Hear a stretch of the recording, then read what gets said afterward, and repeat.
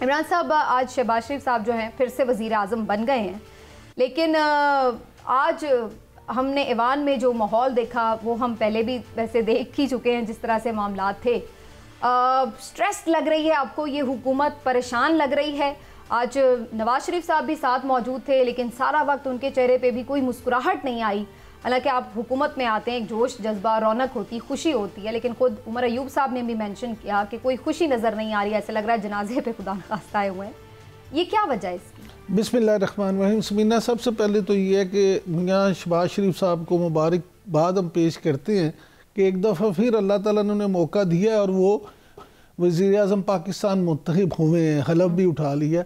और अल्लाह करे कि जो वो माजी में नहीं कर सके और मुल्क के लिए अच्छा जो करना चाहते हैं, उनको अल्लाह करे कि वो इस दफ़ा कामयाब हो जाएं आवाम की मुश्किलें दूर करने में, मसाइल को हल करने में। लेकिन बात ये है कि ये जो मुस्कुराहट की आप बात करती हैं कि मुस्कुराहट नहीं थी, तो उसकी बुनियादी वजह ये है, जिसका वो बारखा खुद भी इज़हार कर चुके हैं, कि मसाइल इतने ज़्यादा हैं। मैंने 2 हफ्ते पहले आपको याद है कॉलम भी लिखा था कि ये फूलों की सेज नहीं है इक़्तिदार इस दफ़ा का, बल्कि ये कांटों का ताज है। हमेशा ही ऐसे होता हाँ जी, नहीं हमेशा। कौन सी हुकूमत आई है जिसको खजाने भरे मिले हैं, दूध और शहद की इस तरह से नहरें बहती हुई मिली हैं? इस तरह से नहीं होता। जो इस वक्त सूरत हाल है, देखें, ये ठीक है कि दिन ब दिन हालात ख़राब से ख़राब होते जा रहे हैं, लेकिन इस दफ़ा देखें IMF के साथ मामला फौरी तय करने हैं, डिफ़ॉल्ट के मामला आपके शुक्र है आप निकल गए, लेकिन आगे उससे कैसे मुस्तकिल कैसे निकलना है। फिर एक पहाड़ जैसी असदहे जैसी अपोजिशन आपके सामने है, और ये वो अपोजिशन है कि जो देखिए PTI की जो सियासत है वो बड़ी एग्रेसिव सियासत है। सिर्फ नाम चेंज हो जाने से या सुन्नी इत्तेहाद कौंसिल हो जाने से उनका तर्ज सियासत नहीं बदलेगा। उनकी जो तर्ज सियासत है वो तो अगले बंदे को बिल्कुल वो तो अगले बंदे को बिल्कुल दीवार से लगाए रखने वाली है। वो इसलिए 92 भी 192 पे भारी पड़े हैं। हाँ, तो ये इसलिए नहीं, ये तो वक्त बताएगा कि कितने भारी होते हैं। मैं शोर शराबे की बात कर रही हूं, डोमिनेट तो कर रहे होते हैं। देखिए डोमिनेट करना सिर्फ ये नहीं होता कि आप शोर मचाते रहे तो आपने डोमिनेट कर लिया। असल तो चीज़ ये है कि क्या वो अगर मुल्क को किसी तामीरी काम में भी अवान को चलने नहीं देंगे तो ये बड़ी उनकी कामयाबी समझी जाएगी। ये तो नहीं है। मैं ये ज़ाती तौर पर समझ रहा हूँ कि अपोजिशन को भी थोड़ा सा यहाँ तहम्मुल का मुजाहरा करना पड़ेगा और देखना पड़ेगा कि किन इशूज़ पे उन्हें सियासत करनी चाहिए, किन इशूज़ पे उन्हें इख्तलाफ करना चाहिए, और किन इशूज़ पे उन्हें भी अपनी नेक नामी के लिए और आवाम का ख्याल करते हुए हुकूमत के साथ। लेकिन ये तो चौधरी साहब तब होगा ना जब वो अपोजिशन हुकूमत को तस्लीम करेगी कि भाई ये हुकूमत बन गई है, हम ओपोजिशन हैं और अब ये हम करेंगे। लेकिन उनके तो तेवर ये बता रहे हैं कि वो तो नहीं तस्लीम करने जा रहे इस हुकूमत को। और आज वाज़े तौर पर उमर अयूब साहब ने कहा भी है, बड़ी जानदार, बड़ी सख्त एग्रेसिव किस्म की स्पीच थी, जो कि इब्तदाई तौर पर हमने देखा कि सरकारी TV पर दिखाई भी नहीं गई, फिर बाद में उसको बहरहाल टेलीकास्ट कर दिया गया। तो आपको क्या असर नज़र आ रहा है? ये जिस तरह की बात हो रही है, ये अभी सिर्फ माहौल इस तरह का रहेगा, या फिर अभी कुछ दिन ये एहतजाज करेंगे, अभी नया नया ज़रा इनको जोश है, फिर आहिस्ता आहिस्ता खुद ही नॉर्मल हो जाएंगे? नहीं, देखिए, पहली बात तो ये है कि PTV ने जिस तरह से उनकी तकरीर को ना दिखाया और कट किया, ये तो इंतहाई काबिल मज़म्मत बात है। देखिए, PTV जो किसी भी सरकारी इदारा है और वो पाकिस्तान का इदारा है, किसी हुकूमती जमात का ज़ाती TV तो है नहीं। पहली बात तो ये है कि उनको जो है अपनी पॉलिसी जो है वो बिल्कुल जो असम्बली के इजलास में और ये हक़ बनता है तमाम फ़रीक़ैन का कि उनकी आवाज़ आवाम तक पहुँचे। दूसरी बात ये है कि ये माहौल इस तब तक बदलेगा नहीं जब तक हुकूमत अपनी अमली इक़दामात नहीं करेगी। सिर्फ ये कहना है कि आए हमारे साथ बैठे मिसाक मुफाहमत करें, उससे पहले आप हुकूमत ने ग्राउंड बनाने हैं। आप अगर ये शहबाज शरीफ साहब जो कम से कम वो ख़वातीन जो हैं लाहौर में या जो 9 मई के वाक़यात में बेगुनाह लोग मुलव्वस हैं, जिनको वैसे ही टारगेट किया गया है, कम से कम उनकी हद तक, या जो जनरली आप ये जो करते हैं उनकी हद तक कोई अमली इक़दामात होते हैं, उनके ख़िलाफ़ पर्चे वापस लिए जाते और उनको जेलों से रिहा करने का हुक्म दे के अगर ये बात करते फिर तो इस बात में वज़न था। लेकिन एक तरफ तो आप रिकाउंटिंग में उनकी सीटें, जो जीती हुई सीटें, वो छीन रहे हैं, और दूसरी तरफ जो है वो आप उनको कह रहे हैं कि आप हमारे साथ बैठे। आपने दीवार के साथ अपोजिशन को पहले भी लगाया और आप असम्बली में आप जो है उनको वो फिर मौका नहीं देना चाह रहे, और आप ये कहते हैं कि आप उनको कुसुनमुखा भी करते रहें और वो रोएं भी ना। देखिए ऐसी बात नहीं होगी, वो बहुत ज़्यादा स्ट्रगल करके आए हैं, बहुत ज़्यादा फेंटा फेरा गया है पीटीआई को, उनके वर्कर्स को बहुत ज़्यादा पॉलिटिकली विक्टिमाइज़ किया गया है, टारगेट किया गया है इंतज़ामी तौर पे। कल लाहौर में एक पुरअमन एहतजाज या पंजाब में जो हुआ था, उसमें क्या अमर मान्य था कि आप उनको एलोकेट कर देते जगह या टाइम कि जनाब फ़लाँ जगह पे आप फ़लाँ टाइम करें, हम आपको सिक्योरिटी देंगे। जिस किस्म का वो भोंपू पकड़ के एसएसपी ऑपरेशन लाहौर की जो वीडियोस चल रही हैं सोशल मीडिया पे, ये तो कोई तरीक़ेकार नहीं है किसी भी सियासी जमात का कि आप जो है बिल्कुल ही लोगों को एक दीवार के साथ दीवारों में चुनना चाहें और फिर ये जिम्मेदारी ज्यादा होती है कि वो ऐसे लेने के लिए हुकूमत को ग्राउंड बनाना पड़ेगा, माहौल बनाना पड़ेगा, हुकूमत उसमें करेगी तो ये अपोजिशन चलने देगी, वरना ये थकने वाले नहीं हैं। ये 2 साल पहले भी करते रहे हैं, 2 साल और भी करते रहेंगे। इमरान साहब, बज़ाहिर जो आज माहौल था उसमें वाकईतन ऐसा ही लग रहा है जैसे कोई पहना रहा है, वो पहनना नहीं चाह रहे। लेकिन अब सवाल ये है, थोड़ा सा मैं पॉलिटिकल और इस पर बात कर लूँ, फिर उसके बाद मैं इस तरफ आती हूँ कि चैलेंज कैसे इसको फेस करना है। पीपल्स पार्टी का रोल जो है वो बड़ा इंटरेस्टिंग है। वैसे तो वो मतलब वो आके अगर ऑपोजिशन शोर शराबा करती है, तंग करती है, तो वो PMLN वालों को खुद ही उसको डिफेंड करना पड़ता है। पीपल्स पार्टी वोट तो दे आई है, लेकिन उसके बाद चुप करके, जिसको कहते हैं ना, अपनी कमर जो है वो कुर्सी के साथ लगाकर एंजॉय कर रही है जैसे सारा माहौल। तो इस तरह का उनका मामला जो है वो बज़ाहिर नजर आ रहा है। यही रवैया पीपल्स पार्टी का आपको नजर आ रहा है जिम्मेदारी लेने का, माशी फैसलों के हवाले से भी, और ओवरऑल आगे कोई भी मसला होगा वो कहेंगे ये जाने हमें क्या।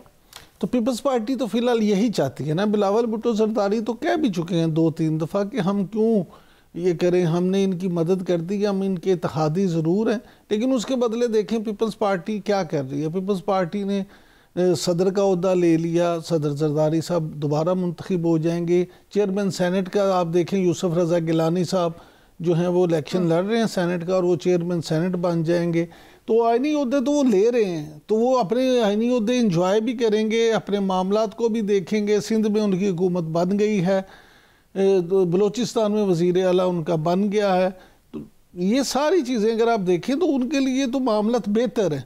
तो वो ये फ़िलहाल चाहते हैं कि अच्छी बात है, हम उस तरह से ज़िम्मेदारी भी ना लें और ओहदे भी इंजॉय करें। लेकिन मुस्लिम लीग नून का उनके साथ इख्तलाफ ही ये है। मुस्लिम लीग नून के लोग ये चाहते हैं कि जी अगर आप इस तरह से हमारे इत्तेहादी बन के ये ओहदे इंजॉय कर रहे हैं, तो फिर आप हमारे साथ जो जिम्मेदारी भी शेयर करें और वज़न भी उठाएं।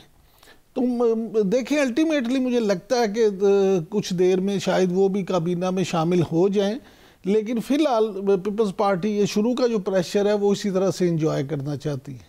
मियाँ साहब क्या सोच रहे हैं? मियाँ साहब आज उस तरह से, एक तो ज़ाहिर है, चलिए ये मान लिया कि वो खुश नहीं है, मईशत की वजह से परेशानी है, लेकिन एक आपका जोश तो नज़र आ रहा होता है कि भाई हमने ठीक करना है, आप लीड कर रहे हैं, आपका भाई वज़ीर आज़म बन रहा है, आपकी बेटी वज़ीर आला है सबसे बड़े सूबे की, तो आपके अंदर एक एंथुजियाज्म होता है और आप तजर्बाकार हैं, आप उनको गाइड कर सकते हैं। 3 बार आप वज़ीर आज़म रहे, लेकिन मियाँ साहब तो ऐसे गुमसुम बैठे हैं कि जैसे उनके लिए सब कुछ बड़ा कुछ अजनबी सा हो रहा है। समीना, मुझे लगता है कि आप मियाँ नवाज शरीफ के तर्ज सियासत को समझती नहीं है। मियाँ नवाज शरीफ के जो लोग जानने वाले हैं उन्हें आप देखिए, शुरू से मियाँ नवाज शरीफ ने आज तक अपने चेहरे से कभी किसी को ये बनक नहीं लगने दी कि वो क्या सोचते हैं। बाज़ जो लोग बहुत जो ऐसे सियासी तज्ज़ियाकार जो उनके बहुत करीब हैं, उनका तो ये कहना है कि मियाँ साहब किसी को हवा ही नहीं लगने देते कि असल में उनके ज़हन में क्या चल रहा है। वो बिल्कुल मासूम, नहीं वो मासूम और सादा बन के